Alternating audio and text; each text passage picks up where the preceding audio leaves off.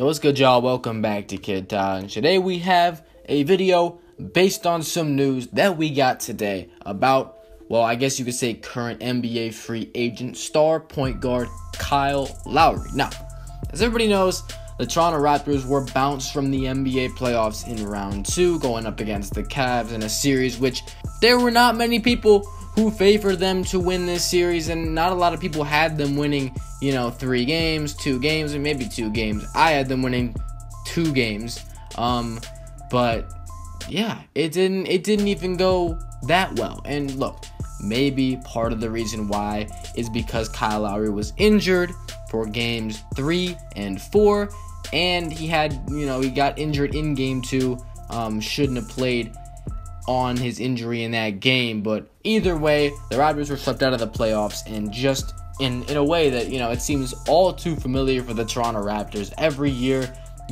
we have this hope. They're better than last year. They're better than they've ever been. They should make some noise in the playoffs. They should get past their playoff struggles, and it just never seems like DeMar DeRozan and Kyle Lowry, the 2 stars of that Toronto Raptors team, ever really got it together, really put together playoff performances that were reminiscent of their regular season performances, because these 2 guys did combine for almost 50 points per game in the regular season, and that's something they certainly didn't do in the NBA playoffs. Now, Kyle Lowry, 31 years old, coming off his best season as an NBA player. He put up 22 points, a career high there, 7 assists a night, 5 rebounds almost, 4.8, a career high there. And he was really good in terms of his percentages. I mean, he shot 46% from the field, which was, again, a career high for him. And then from that 3-point line, he shot 41%. He shot over 40% for the first time in his career. So as you guys can see, Kyle Lowry had a career year. Career highs in points, rebounds, field goal percentage, and 3-point percentage. He did it in a career high of minutes as well. But Kyle Lowry, he's one of those guys that, he's 31. It might seem like a little bit old, but Kyle Lowry is having his best days. He's in his prime right now. His prime is late. That might be just because of the fact that, he didn't really get going as an NBA pro until later. He didn't start playing over 30 minutes a game until 2010, which is when in Houston his career really started to pick up. He had his first double-figure scoring season, and things started to drift a little bit more toward a solid starter player. And then in Toronto, he built his own legacy as a star player, and a guy that I've been saying for a while is the best player on that team, regardless of the fact that DeRozan can score more points.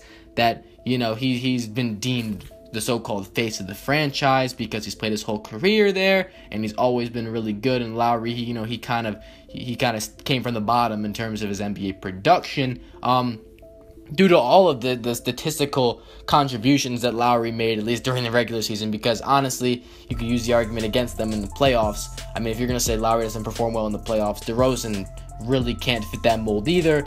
The conversation, however, isn't really about who's better. The argument I made during the regular season was that he's better, and I think that he still is. I think that he just offers more in terms of a all-around point guard that can play make, defend, shoot, score inside, scrap, get rebounds, do it all.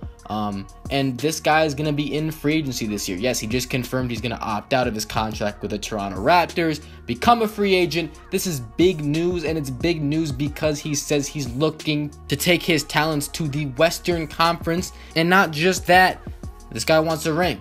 He said he wants a ring. That's his goal for next season, or maybe just the rest of his career. But obviously, this guy's not about to go and join some mediocre team or a team without assets, a team that doesn't have good developing young players.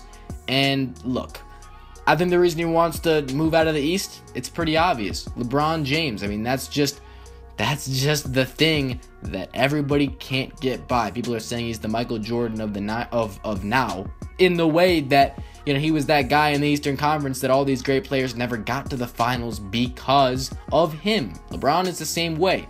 You got guys like Lowry and DeRozan, Paul George, players galore, Derrick Rose, Jimmy Butler, that have played in the Eastern Conference, been good in the Eastern Conference, and it just never worked out for them. I could go on and on and on, and that was just because LeBron's been at the top of the East for the last 6 years and is going to be 7 at the end of this one.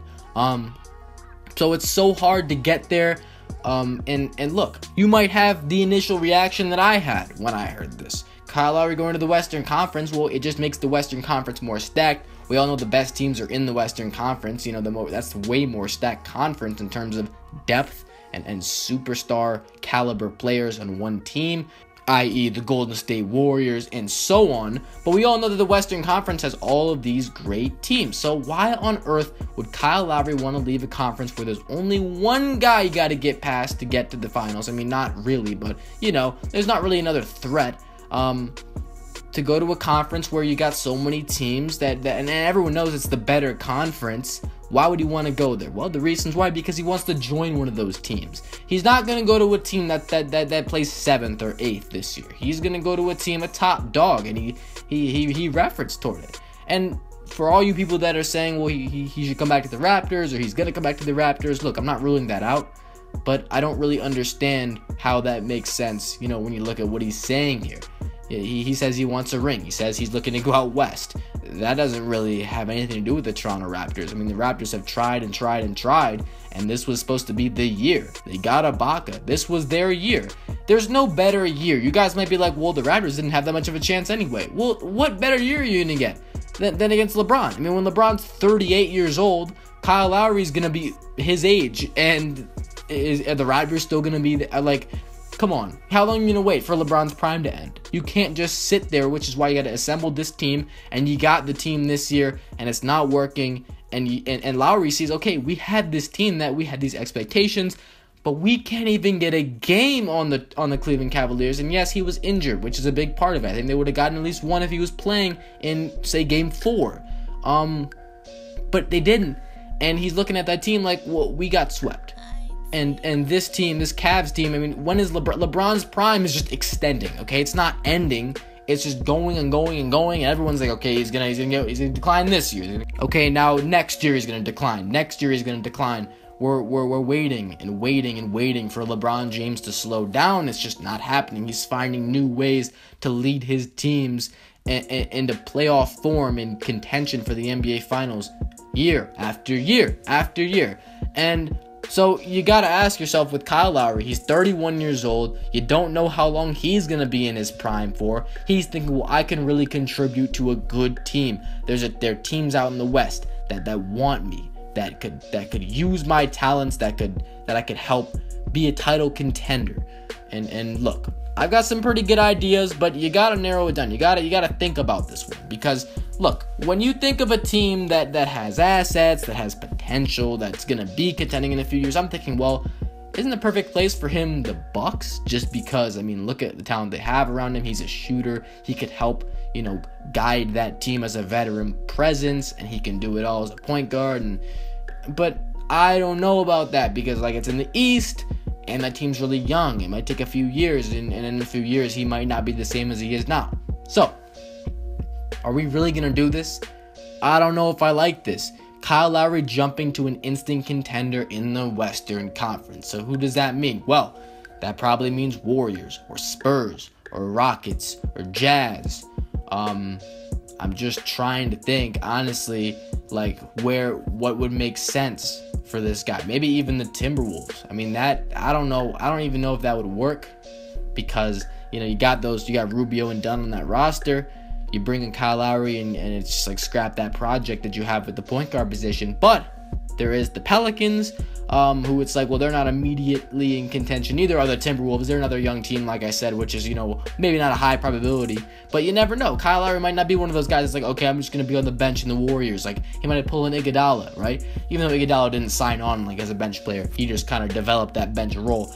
And it's so interesting to think about this, but then scary, because look at the great teams in the NBA. The top 3 teams in the league were in the Western Conference in terms of regular season record.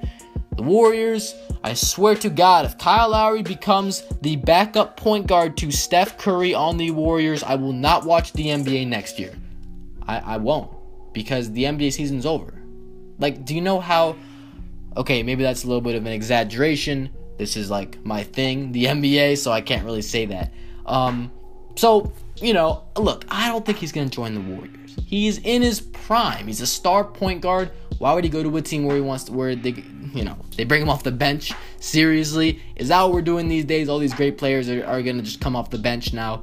Man, I don't want that. Come on, go to a team where you can start and play for something.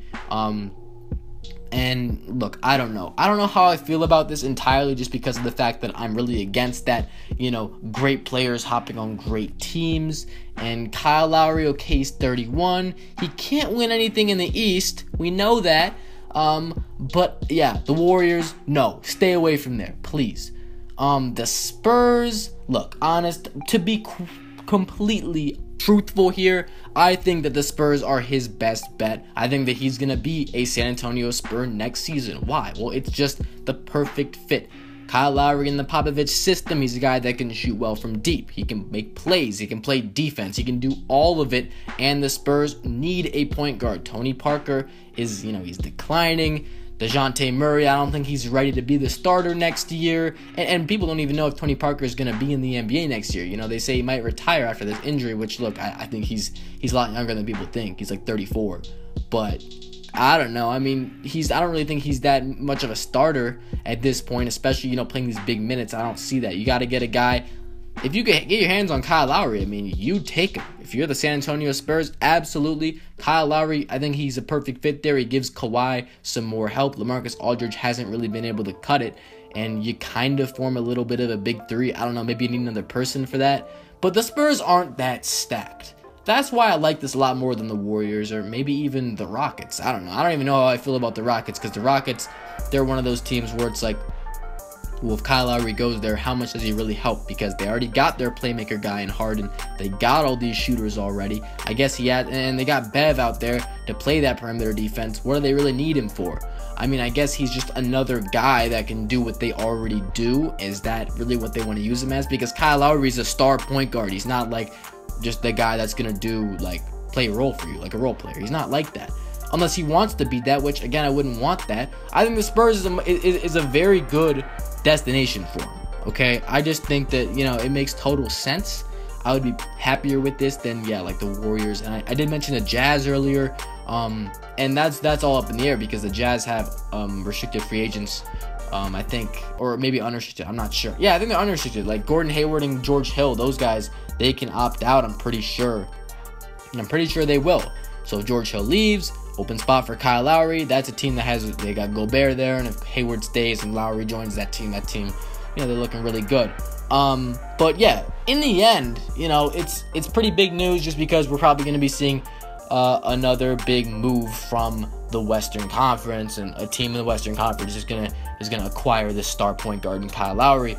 And I said I think it's going to be the San Antonio Spurs, especially if the Spurs end up losing in the second round again, because then it'll look like less of a cop-out. If the Spurs end up winning the finals, then it's going to look really bad, I think. It really depends how good people think Kyle Lowry is at that point, or how badly they need a point guard. I don't think the Spurs are going to win the finals, but I'm just saying, if it comes down to that, it's going to look pretty bad. Even if they get to the finals and lose, it might look bad. But I think if they lose in the second round, Kyle Lowry's like, oh, I'm there, right? Because they need my services. I can help them win this championship. Because, I don't know, I mean, I feel like as a player, if you're going to a team that's just so good like KD did, if you're going to a 73-win team, how good do you feel about yourself? If you're a superstar player like Kevin Durant, and I know I can get to this Kevin Durant conversation from anything, and I just hate it so much, but again, if you're Kevin Durant and you go to this team, and I hear people say okay, if they won the championship, he wouldn't have left. But you go to this team and you're like, what are you doing? Why you're not even utilizing your entire they don't even need you, and you don't need them, but you're going there because they're good, and then you want a free ring, Yeah, I really shouldn't have got off topic, honestly. But Kyle Lowry, if the Spurs win the title when he goes there, I don't know about that. I don't know if I like that. But that's my guess. It's not really about what I like. I mean, regardless of what I like, something's gonna happen. That's gonna do it. I said Spurs. What do you guys think about Kyle Lowry? How valuable do you think this guy is to a team? What team do you think he's gonna join? You think he's gonna stay with the Raptors? That's cool too. Let me know. If you want to have an argument or conversation with me, hit me up on Twitter. The link is in the description. And that's going to do it for this video. If you enjoyed, don't forget to leave a like, subscribe if you're new, and I'm out. Thanks for watching, y'all. Peace.